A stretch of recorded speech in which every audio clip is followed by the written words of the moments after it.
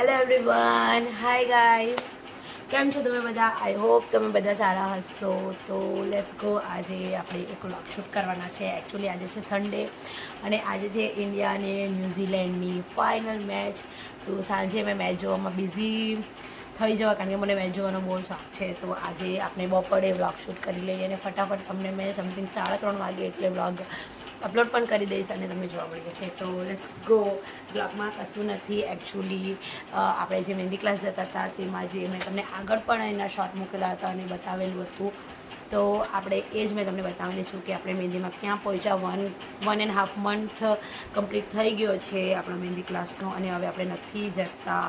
આપણે હવે ઘરે પ્રેક્ટિસ કરવાની છે અને સમથિંગ આવતા નવેમ્બર પછીથી આપણે બધાના હાથમાં મહેંદી પાડવાનું ચાલુ કરી દઈશું.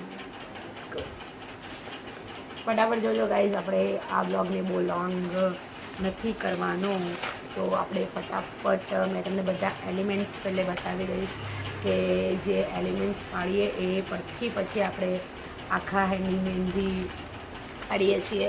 અને તમે જોજો કે મેં કઈ રીતે શીખી છું ને મને પરફેક્ટ આવડી કે નહીં. જો ગાઈઝ, તો હવે એ એલિમેન્ટ્સ પણ બહુ બધા છે પણ આપણે થોડાક જ બતાવું છું અને ડાયરેક્ટ હવે હેન્ડની આ મેં પહેલી વાર મહેંદી પાડી હતી ગાઈઝ, પણ ત્યારે ઇટ્સ ઓકે. થોડી થોડી આવડે, થોડી નહીં આવડે એવું જ હતું.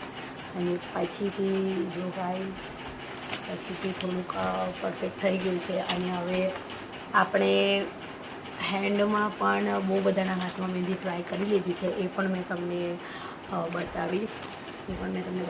અને આ જો આ એક છે લોંગ હેન્ડ મહેંદી. જો ગાઈઝ ફિનિશિંગ જો.